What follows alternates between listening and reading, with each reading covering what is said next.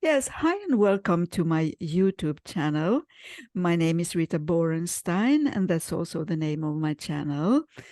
The theme of my channel is Passion for the Soul, and I share videos about my work with Life Between Life Hypnotherapy here in Sweden since 10 years, and I also interview guests.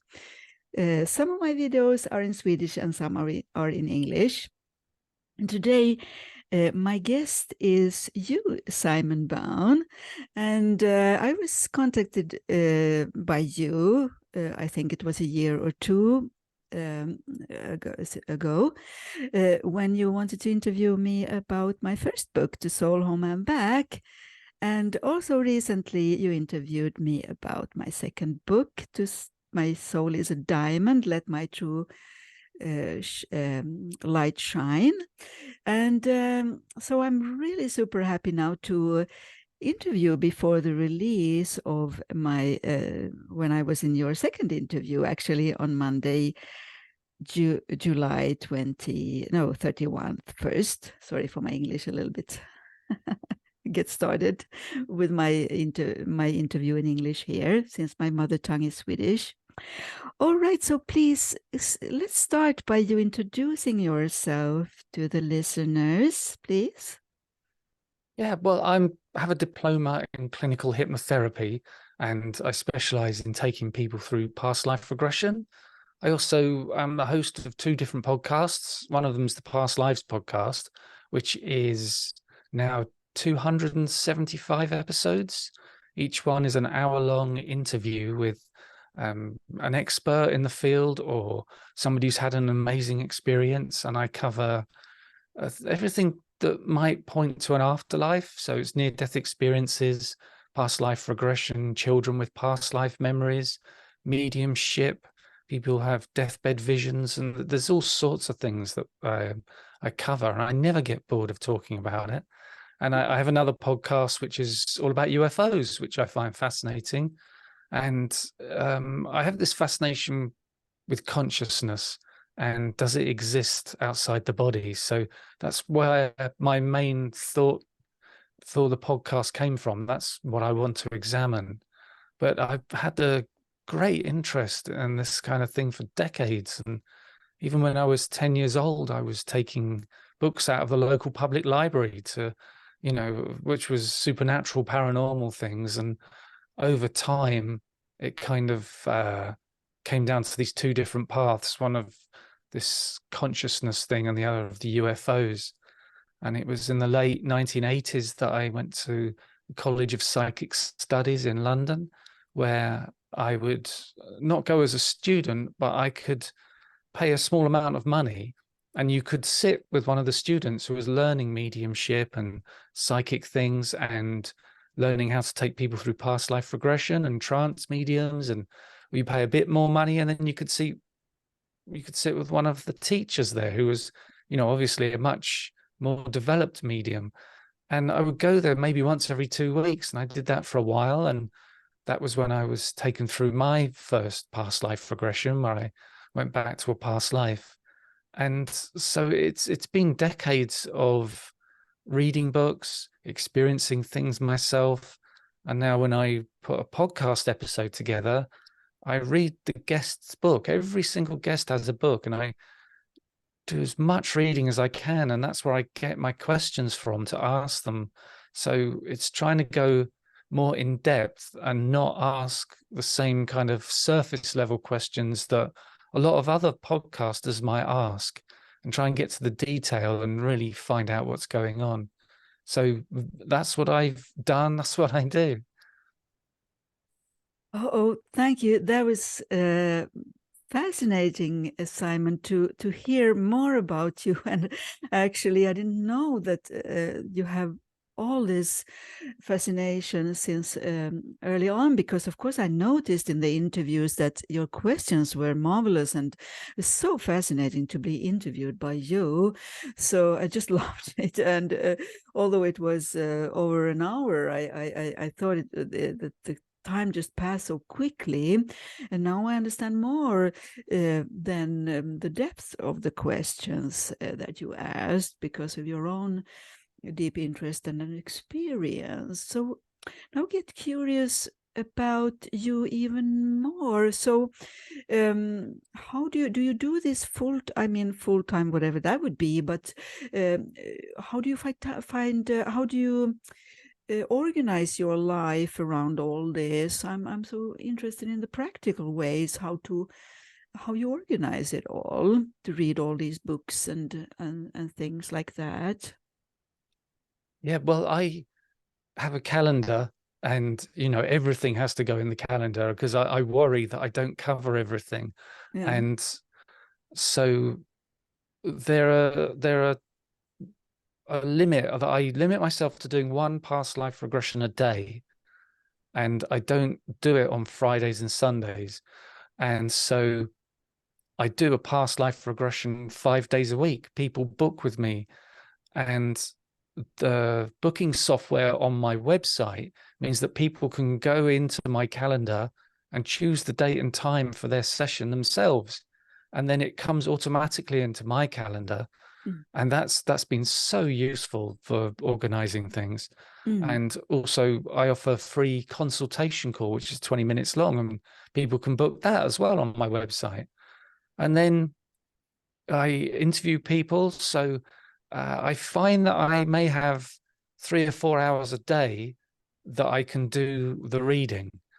And so you might look at my past life regressions, which take around an hour, and a consultation call and say, well, he's only working an hour and 20 minutes a day. Yes. But actually there's hours and hours of reading to make sure that I get the questions together. And it's that thing of me worrying.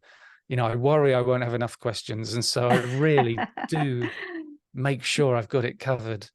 And also, there's research into other things. And then there's the editing of the episodes and putting all that together. And you have to do the social media, and you have to create the artwork that goes with the episodes. And I find myself working every single day of the week. But at the same time, it's like it's a hobby. It's not you get up in the morning and you think, oh, I've got to go to the office. I got to do this 9 to No. 5. You might wake up and you think, oh, I want to get on with this thing. This is great. I haven't got time for breakfast. Quick, let's get to work. This is fun. Right. I feel I resonated with what you're saying very much, because it's the same for me. Of course, I'm a bit older than you, so I could be a retired lady doing my gardening and all that, which I also do. But it's so exciting. So I fully understand, but it's fascinating to make it clear also how much effort it takes, and also a determination and conviction to do what you love and what you kind of what fascinates you yourself. Otherwise, of course, there's a risk of burnout. I remember when I learned that burnout syndrome is quite connected to, if you do things in life that you don't, it doesn't give you any nourishment anymore, or anything. So can I ask you, Simon, what did you work with something else before? I don't know what you want to tell us about it, but did you work with something completely else, different before? Yeah, well, there were two things. I had a career in IT, so I was working 9 to 5 on servers and networking, and I did that for years. And the way I like to say it is that is kind of like a soulless environment, just working with computers. And so now what I do is soulful. So I moved from a soulless job to a soulful job. But the whole time next to that, since 1980, when I got my first instrument, I got one right here. There we are. Yeah. I've been playing bass guitar since 1980, and I'm out playing in a band every weekend. And I've been doing that since maybe 1987. And I do it today. This weekend, I've got 2 gigs. So that's always been that's also soulful, and that is fulfilling.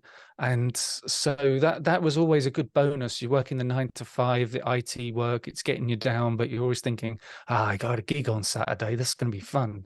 Yes. Yes, it's quite common. People who come to see me for sessions usually have this kind of imbalance in, yeah, what they basically yearning for and longing for, and not having enough space in their life to follow their inner calling. And it takes, I think, great courage somehow too. Courage is, of course, coming from the word cor, which is heart in Latin, and to follow your heart and to do what you love it's amazing thing what happens to people when they do, because as you know, some people wonder how am I going to earn money, how am I going to well, be able to make a living. But somehow it seems it turns out that you can make a living on things that you love in most cases. So how do I ask you this, when you work now with your online sessions, because you have told me before, Simon, that you work only with online sessions, your background, then I can guess that your knowledge in IT probably helps you, does it? Yeah, a little bit. Yeah. Yeah. The recording side for the podcasts, I used to record music at home. And so Mm. when it comes to recording a voice, that's Mm. easy. Yeah. And doing the online sessions, I've got this great microphone and the sound here is really good. And Mm. so when I work with people over the internet, the my voice is very clear, which is obviously very useful for if you're a hypnotist and people can wear their headphones and my voice is right in their ears. So that's Mm. very hypnotic in a way. And yeah, so the IT knowledge came into it a little bit, but Mm. you know, it's the studying of the hypnotic process and becoming clinical hypnotherapist. That's really aided me a lot because it took me a while to get my diploma. The college course was 10 months Mm. and we worked a lot, and there were 30 people in the class, and we take it in turns to hypnotize each other and take each other through different processes. So you really learn not only how to take somebody through it, you also know how it feels. Mm. And that puts you in the client's position. So you've got all that experience, which really does help. And you know Yes. what the client is experiencing. So if things don't quite go the right way, you Mm. know what they're feeling and you know how to guide them. So yeah, the diploma in hypnotherapy is more useful than my IT experience. This I can imagine. Yes, I think of it as a frame around your work. So because when I started this YouTube channel, it was I don't have the IT background, so my son has helped me, but to learn how to make a decent quality technically has taken me quite some effort, but I'm learning and trying to improve as I go. And also I do my sessions, those I do online, because I do both online and in person. But would you like to talk about a little bit and share um, what could be the benefit of doing an online session? Because I come across a lot of people, of course, during COVID, I had to do all my sessions online, and you do quite a lot, 5 sessions a week, as you said. Would you like to share what's the benefits of doing an online session? Actually, it would be with you, of course, then, because you wouldn't know for someone else. Yeah, one of the things is that I feel if you go in to see a hypnotherapist, maybe somebody you've never met before, and you're going into their space, it may be an office and there are these chairs, and maybe if you're a woman and you're going to see a man who's a hypnotherapist, and he says, okay, now sit in this chair, close your eyes and relax. And for some people, that's not the most relaxing situation to be in with this stranger in this room. And so doing it online, the client will be in their own space, in their own room, and they'll have complete control of the connection. They know that they can switch the video off if they want to. They can cut the call if they want to. Mm. And they can also control that environment if they don't like how much light there is, if they want to do it in much dimmer conditions. Or sometimes I have clients who wear an eye mask, and I think that is can be, for a lot of people, a much better space to do this than going into a stranger's office. And I think Right. that is a great benefit to doing it online. And Mm. and we both have the headphones and we can hear each other clearly. And the thing about the hypnosis is it's done, the client has their eyes closed the whole time. Mm. You don't need the video. So No. it's not like you need to be in a room with somebody and Mm. see them and have a conversation. You just need the sound. And we get some kind of energetic connection between the people. It's almost, I wouldn't like to, I don't know, I wouldn't like to say spiritual, but there's something where it doesn't matter how far apart people are, you can still make this connection with them. And mediums do this over Zoom. Mm. And again, it's energetic. It's hard to explain, but I find it to be very effective. And it's very rare it doesn't work. I've done hundreds and hundreds of sessions now over online on Zoom, Mm. and there's been so much remarkable stuff that's come out. Yes, yes, it's amazing to hear, because when COVID hit quite hard, as we know, the Michael Newton Institute, we discussed. We're only about 200 members in the institute, but we discussed the matter. If it is possible to do live between live sessions, they are 3 or 4 hours long, even sometimes, and would it be okay to do it online? And some of the members in my age resisted it, but I thought, why not? Why not try? And just like you, I share your experience, that it's quite lovely for the client not to have to travel to my place and not to have to spend the extra money. Sometimes they had a lot of expenses on the journey, and also maybe hotel, since they traveled to me from all over the place. So there's a lot of benefits, and I can hardly see any negative things. Those who want to see me in person, they have some kind of insecure feeling, that they think it's better if I sit personally by their side. But as you said, it's just as safe to be together online, because a bubble is created somehow. I think you explained it so well.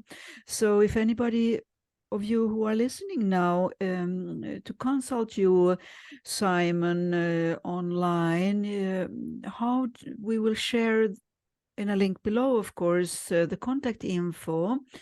Do people call you, or do they book you online, or how does it work?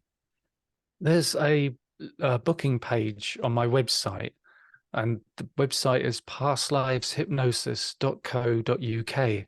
Mm-hmm. And there's one of the tabs, you click the tab called booking, that takes you to a page, and there's 4 different things you can select. One is free consultation, and you click on that and it takes you through to my calendar, and you can choose the date and time that suits you for the consultation. You just book it, it comes into my calendar, you get sent a Zoom link for the call, and then we just come on the call at the time that suits you. Yeah, It's sounds quite very easy. convenient. Yeah. Sounds very convenient. Oh, that's lovely. That's lovely. Shall we talk a little bit about your interviews with authors? Because I assume you interviewed a lot of authors. What kind of books? It's obvious that maybe this kind of theme we were talking about, that it's maybe not a crime stories. I don't know, but let us hear what kind of books you're interested in, and what kind of authors you're interested in. If anybody listened to this, maybe it would be interesting to hear you share something about it. Yeah, well, it's all this thing about consciousness and evidence that consciousness is not a product of the brain. And where's the evidence for that? So I've interviewed Dr. Jim Tucker, who's at the University of Virginia. Oh, have you? And I've heard about him. Oh, that's amazing. Yes. yeah, so I've got his books about the cases of children with past life memories, and it goes Yeah. into so much detail. Yeah.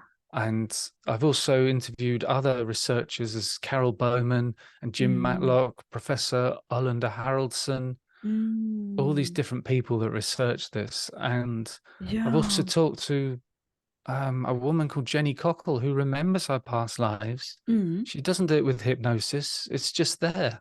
Mm-hmm. And she remembered a past life in Ireland, and she lived in the north of England, and she knew which town it was, and she flew over and went to that town, Yeah. and it was all just there as she remembered it from her previous life. And she Mm. went to the place where this cottage was, Mm. where she lived, and it is now derelict. Mm. But in that past life, she had several children, and she died quite young. She was in her 30s, but she tracked down the children and talked to them, and they've accepted her as their deceased mother, even though That's she's younger amazing. than them. That's And amazing. Yeah. yeah, and she Ah. had these stories. Like she could say to them, "Oh, do you remember that time we were in the back garden and we were by the pond and you started playing with that frog and the frog jumped away?" And the kids are like, "How could you know that? Yeah. It's not like that would be on Facebook or something." And they made documentaries about her because she had other memories of Mm. other lives that were Oh, confirmed. wow. I heard about her. I think there's a book about her, isn't it? Or she wrote it Yeah, or something. Yes, I think I have it in yeah. my. Oh, that's amazing. Oh, that's amazing because, yeah. What else? What else you would like to share about your interviews with these Yeah, so authors? I've talked to Raymond Moody. He's been a guest on the podcast, Mm-hmm. and Dr. Eben Alexander. He Yeah. was professor of neurosurgery at Harvard Medical School, and Mm. he had a near-death experience. Yeah, he's quite famous in Sweden. Yeah, His books are translated to Swedish. I read them, of course. Yes, yeah. he seems to be fascinating.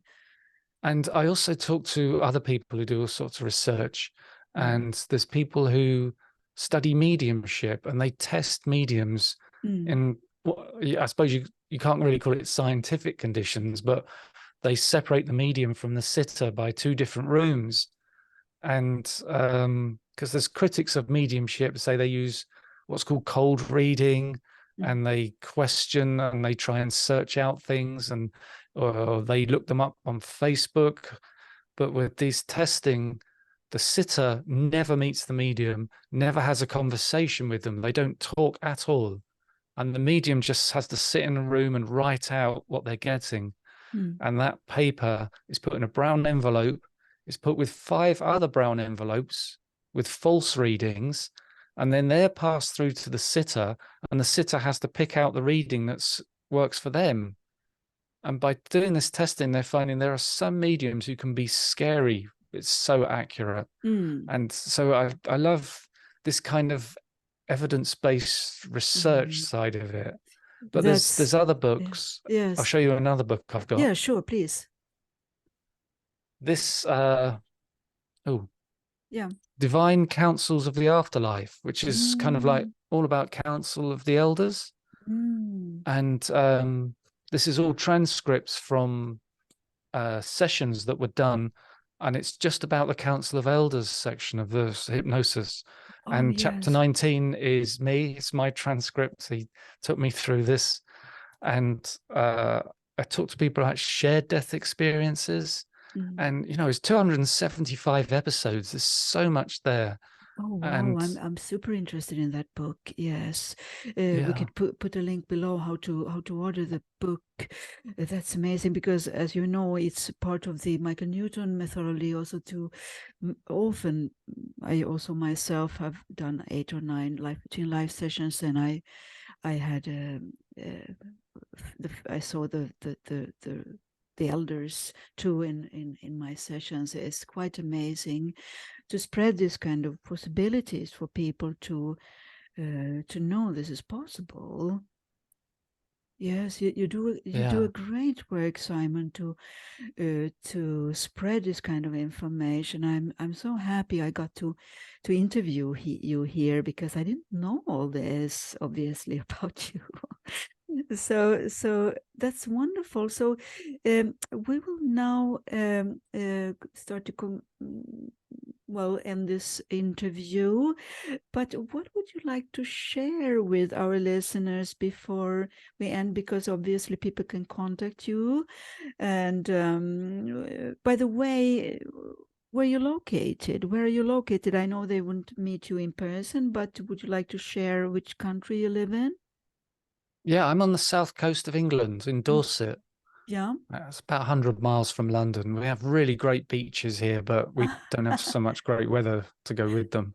Okay. Yeah. Like I said, my website is pastliveshypnosis.co.uk, and there's links there to the podcast, and it's called the Past Lives Podcast, which is there. And I also produced the Alien UFO podcast, which is 80 episodes now. And I use the same process of interviewing authors and getting questions from their books. Yes. That's amazing, because I've given you a few tips of friends and colleagues who I find interested maybe for you to interview. But I think there's a great network these days of people interested in these things, and people connect this way globally quite fast these days. So that's why I find it so fascinating to be able to do these interviews, like with you, for example, because I find it so interesting, everything you shared, Simon. Thank you so much, and I look forward to to when you publish our interview on in a few days' time, and for many Swedes and Swedish speaking people, they most people speak English here in Sweden, so that they can contact you and do sessions with you. That would be great opportunity. I haven't done a session with you, but I can sense it's probably lovely to dig into a past life or whatever person would be interested in, childhood, maybe other things like that. Okay, so thank you again, and thank you all listeners. And if you want to subscribe my channel, that would help me spread my message, of course. Thank you in advance. Bye-bye. Bye, Simon. Thank Bye. you. Nice talking to you. Yes.